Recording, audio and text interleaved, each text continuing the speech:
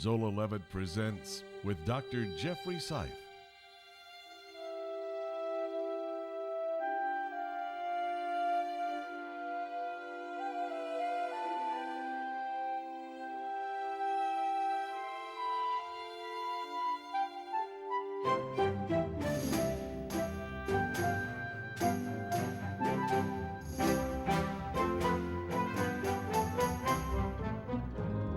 Christ in the Passover. A hearty shalom to all of you. Jeffrey Seif here to tell you that you are really going to love this. We're going to enter into a time machine and journey back to Jesus' Last Supper. We're not only going to go back 2,000 years, but we're going to go back another 1,500 to the Exodus. And we're going to put it all together. If successful, you're going to understand the Exodus better. You're going to understand how it relates to Jesus and his disciples. And most importantly, you're going to understand how it relates to you. And it ought to relate to you too, because the last thing that Yeshua, Jesus, did with his Talmidim, with his disciples prior to his departure, was he sat down with them and he celebrated what's called the, quote, Last Supper. It was a Passover meal, and Jesus would have had foods just like this. And as you understand this, I promise you, I really do, that new vistas of insight are going to open up to you as you're going to understand the Lord's Supper in ways that you just never, ever, ever understood it before. That's my promise, my guarantee. Consider it providential, in fact, that you landed on this program. Not so that any glory can shine on me, but so glory can shine on Yeshua, Jesus, and so that something might shine in your heart. You're going to love it.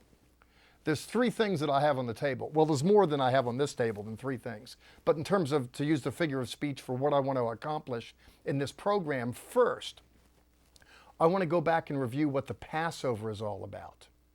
And I'm going to do it seated right here. Secondly, then, I'm going to come back and explain what all these foods are all about. And in the process of so doing, you're going to understand what Jesus and his disciples were eating, why they were eating it when they celebrated the Last Supper. And then thirdly, after a little break, we're going to come back and go through some of that Last Supper and explain these elements, and you're going to understand in ways you never understood before what it meant when the Lord said, "Take, eat, this is my body. Drink, this is my blood." I promise. But as promised, and at the first, I want to go back and look at the Passover with you a little bit. What is it?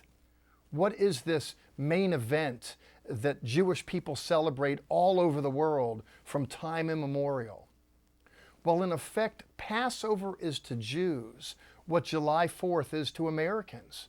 And by that I mean it's a time when we celebrate our independence. Once upon a time, colonial Americans were in the grip of imperial powers from across the pond that had reduced them to servitude. Disconcerted as they were, they prayed and they broke free. Pesach, or Passover, is a story when God's children were there in the throes of despair. There was Paro Melech Mitzrayim, Pharaoh, the king of Egypt, who had the Yehudim, the Jews, the Hebrews actually, in his clutches. They were just, they were miserable. They were beaten up. They were getting a bludgeoning by that fellow. Slaves were they, and they cried out. And they were unable to get redress for their grievance. They weren't able to extricate themselves from their bondage. And what happened? The Lord raised up an individual. He always does. In the Bible's case, and in the book Exodus, the name was Moshe, Moses. And the Lord raised him up, and he went to Paro Melech Mitzrayim and said, "Let my people go." Pharaoh said, "Well, why don't you go take a long walk on a short pier?" Well, what happened is that the Lord worked through Moshe. There were 10 plagues. Dun, Sephardea, Kinim, Oreb, Deber, Shechin, Oreb, Arba, Choshech, Machas, Bechoros. That last one, the slaying of the firstborn. It's interesting that the Israelites were unable to contend for themselves. but there was a God who was bent on contending for them, to help them improve their lot in life, to give them a freedom that He'd intended for them. And these various plagues were like punches that were being delivered. But the last punch was the knockout punch. And in Exodus 12, we read the story of the Exodus, how it's set up, how the Lord says, get a lamb without spot or blemish and slay that lamb and apply the blood of that lamb. Sprinkle it on the doorposts of your house, and I will go through Mitzrayim, Egypt. And when I see the blood of that spotless sacrifice lamb, I will pass over the household. Those that were compliant did just that, and at the appointed time, the Lord did just that. And it was the getting the spotless lamb, the slaying the lamb, the applying the blood of that lamb. This was a catalyst for a great redemption. There's a Hebrew expression, Nesh Gadol Hayashem, a great miracle happened there. It's typically applied to another holiday, but it certainly has bearing on this one. We're told in Exodus chapter 12, verse 12, the Lord says, I will pass through Egypt that night and will strike the firstborn. And He says, I will execute judgment. I am the Lord. And as you may recall, as I'm serving up this biblical story, that this was the pristine and premier salvific event in the Old Testament. There were people that were in a political structure that was not their own, that was out and outright hostile to them. And what happened? They cried. There were people that were oppressed. They were beaten. They worked hard, but they could accumulate no fortune. Why is that? Because the power structure was absorbing everything. At one level, it sounds like a world like our own. But at another level, it isn't. It's the Exodus story, but it's interesting how this kind of story goes down generation to generation. And dor lador in Hebrew, generation to generation, Jews are commanded to celebrate the Passover. Oh, I remember as a little boy, I sat down at a table like this and went through the Passover. I am so anxious to explain it to you. As I said at the outset, I wanted to remind what the Passover was. After the break, I'm going to come back and explain what these foods are, and then we're going to see how it relates to Jesus and how it relates to you.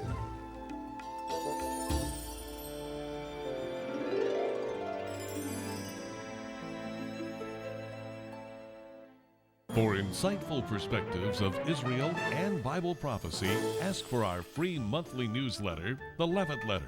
When you call, be sure to ask for our free catalog with the latest videos, books, and music. Our correspondence course, the Institute for Jewish Christian Studies, includes reading packets, teaching CDs, and mail-in tests. You may want to join us on an upcoming tour of Israel or Petra, or cruise the Mediterranean visiting Greece and Ephesus. Please contact us for more information. In case you're thinking that's maybe what a Jewish chef looks like, and I can assure you that I'm not one. This actually is the garment that's worn by dads, fathers, husbands during the Passover. Our home is our castle, it's our temple, our sanctuary, and the man is the priest of the home. And so it is that we don the priestly garment, the kittel.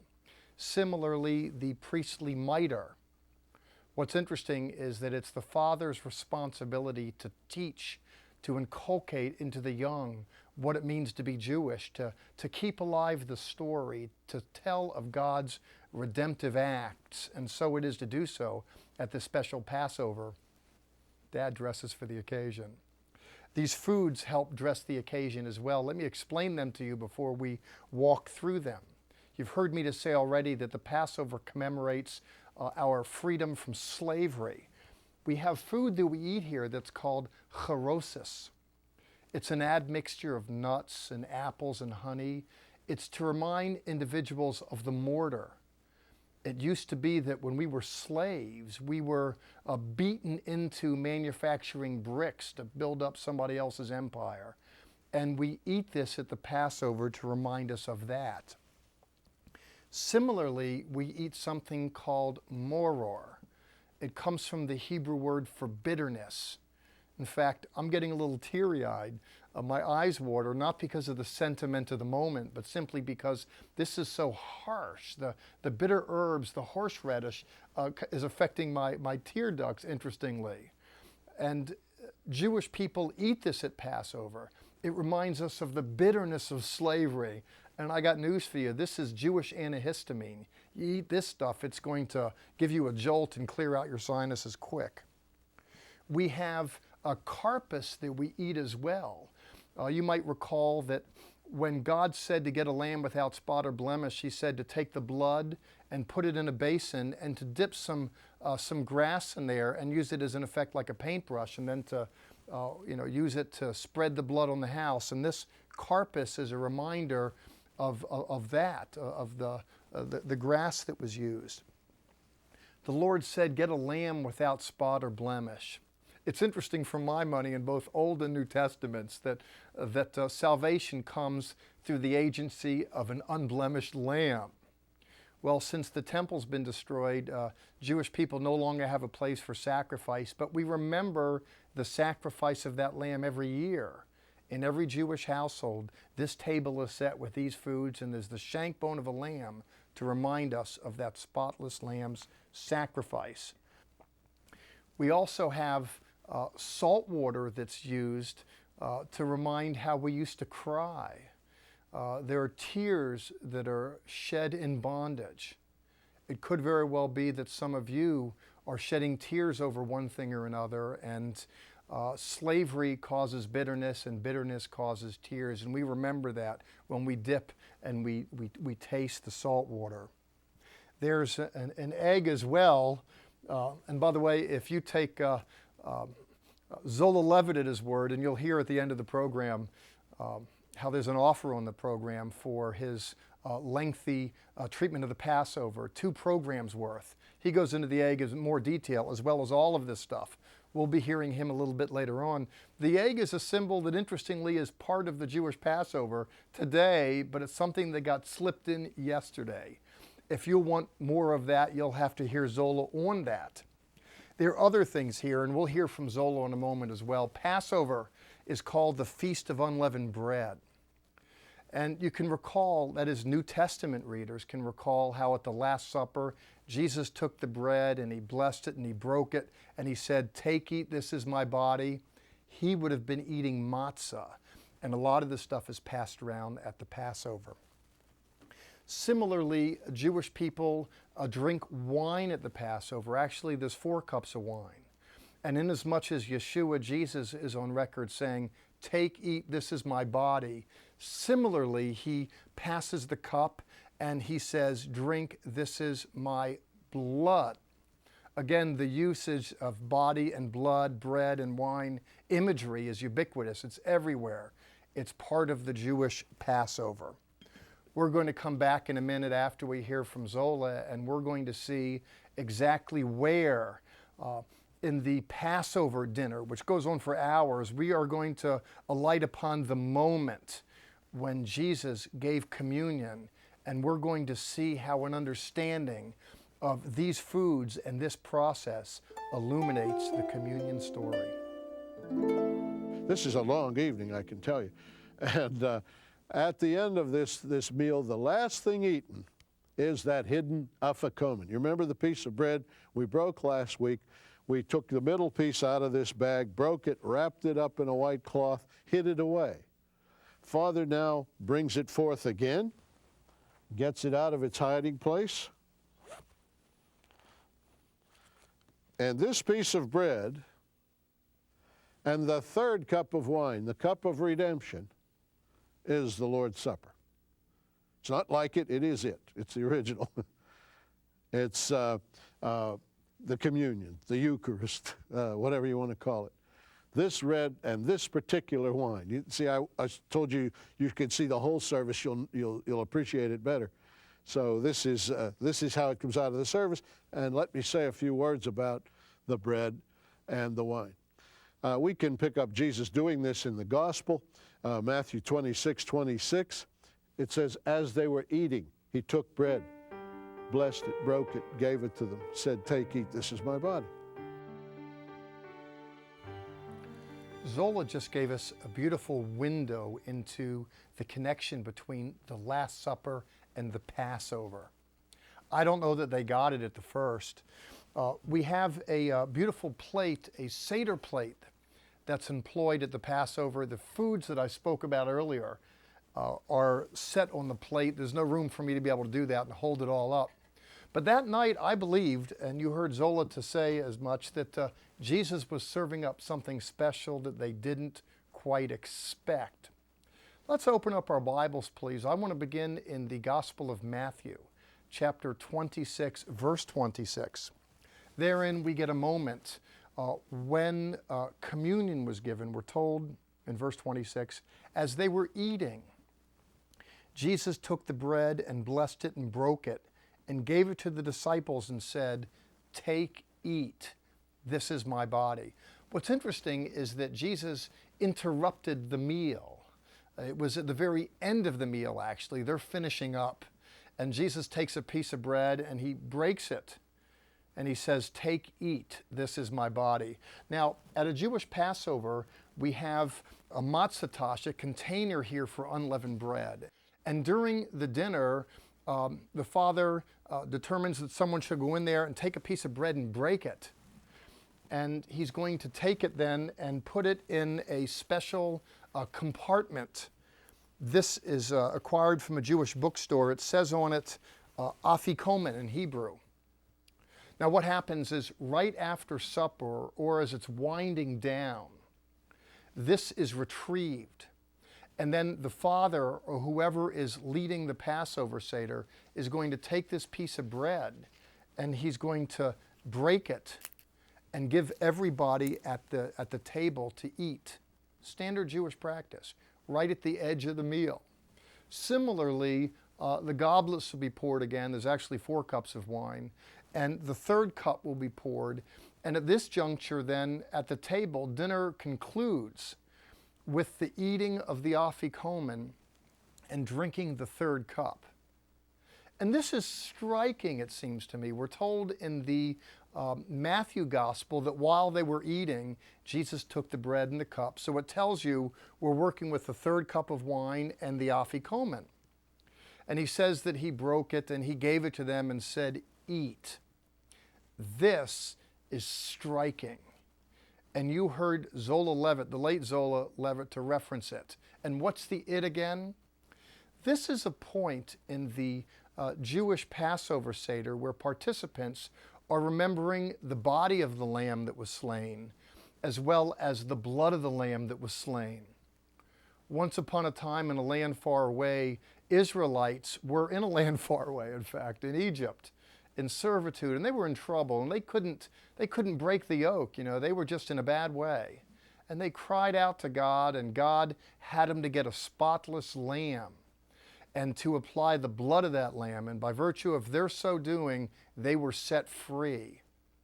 Inasmuch as these various Jewish foods here tell the story of the Exodus, here we're at the point in the Passover Seder where individuals are remembering the foods that relate to the body of that lamb and the cup of redemption in the Jewish Passover, the blood of that lamb. And isn't it fascinating when Jesus is going through the Last Supper with his disciples, he says, "Hey guys, that's my body. Hey guys, that's my blood." What's his point? I want you to get the point, and I think it's a good one. Back then, there was Pharaoh, the ruler of that world, and people were enslaved to him. Bad politics, lots of misery, the tide wasn't going their way, and there's nothing they could do to fix it. But God loved them. God said, "Get a lamb without spot or blemish and slay it, and apply the blood of that lamb, and you will be set free from Pharaoh, the ruler of that world, through the agency of a spotless lamb and through the application of its blood." Friends, that's Bible 101 in the Old Testament. And in the New Testament, Salvation 101 is a story about Satan, who's the ruler of this world, to use the language of the text. And you know what? People are enslaved to Him. That's the bad news. They're oppressed, afflicted, addicted, disconcerted, woeful, mournful, can't fix it. Just weeping in silence, weeping in secret. But the good news today as yesterday is that God has provided a lamb. The New Testament story is that God so loved the world that He sent His Son into the world to be that Passover lamb. I find it interesting in the Gospels that it was at Passover time when Jesus first articulates an awareness of His ministry as a young boy, when His mother, thinking he got lost in the crowd, finds Him in the temple and He says, I've got to be about my Father's business. And what was Dad's business?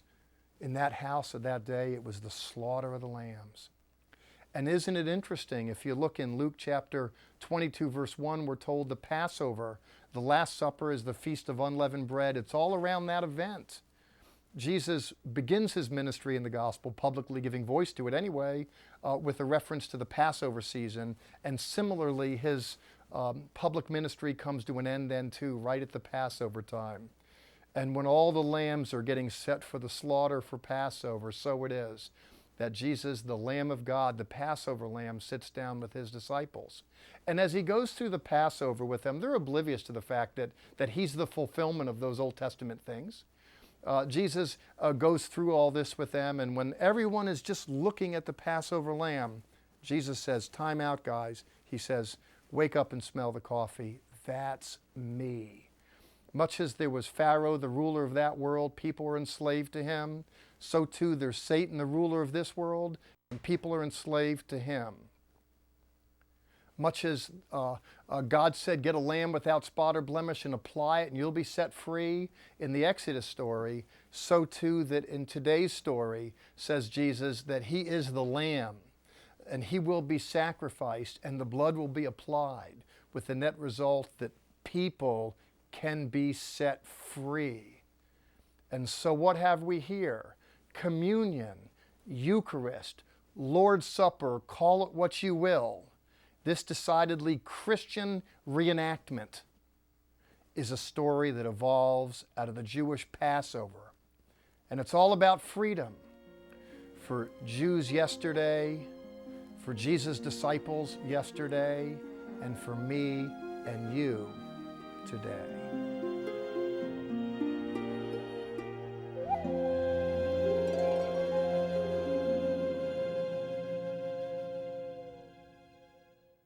It's a great story, isn't it? The Old Testament is the arm and the New Testament's the hand, and together it talks about God giving us a hand. Would you please be so kind as to give Zola Levitt Ministries a hand? This is a season in our life where, like many other charities, we're seeing donations drop, and we want to put a stop to the drop.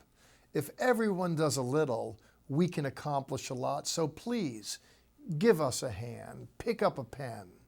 You'll see our P.O. box, a phone number, website. Get to us. Share. Let us know you care. And I know that God will bless you by virtue of your so doing. In a variety of ways, I look at myself as something of a tour guide. Certainly at one level, people go with me with our ministry to Israel, and I love to take you there. Similarly, people open up the Bible with me. The New Testament, the Old Testament, both are Jewish. We open up the Jewish Family Diary, and I love to take you there. But I don't want to just be a tour guide in the sense that I don't want to just show you things for purposes of information. Really, I'm all about transformation. And having just looked at the gospel in the Hebrew Bible, and correlating it to Jesus' death on the cross for our sins, permit me to pause for a second, because I really don't want to throw away that moment. I don't want to go past it swiftly. And as I bring this program to a close, I want you to know that new vistas of opportunity can open up, yes, for you. You could well be in bondage.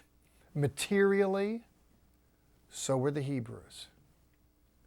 You could well be in bondage spiritually. So were those in Jesus' day. In various ways, various people get themselves in trouble. They get themselves stuck.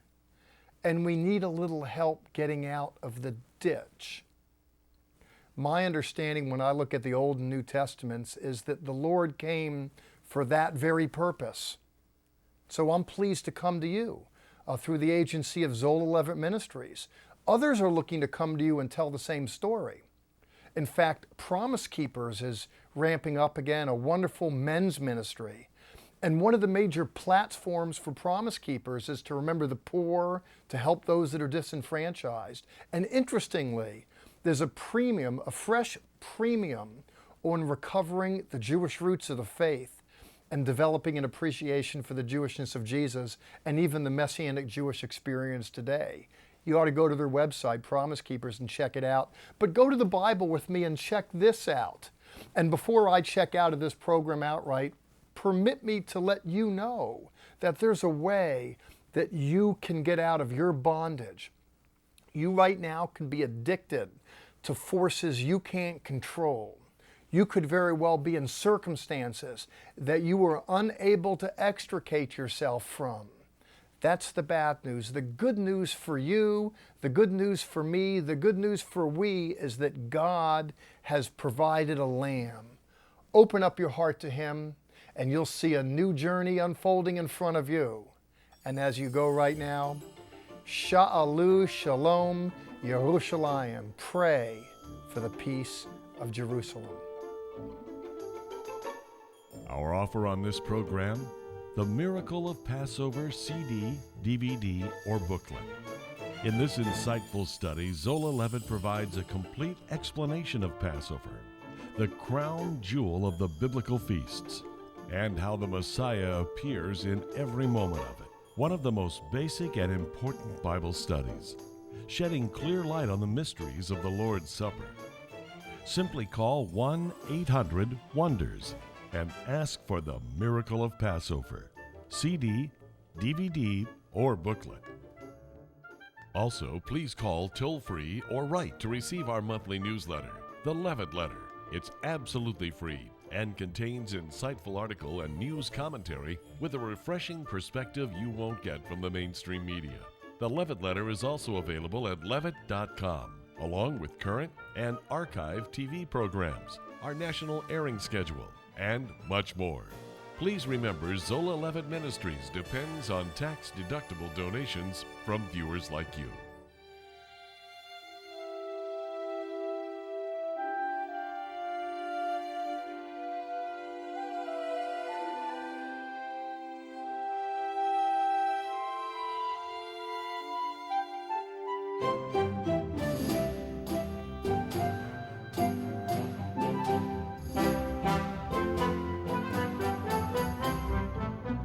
This has been a paid program brought to you by Zola Levitt Ministries.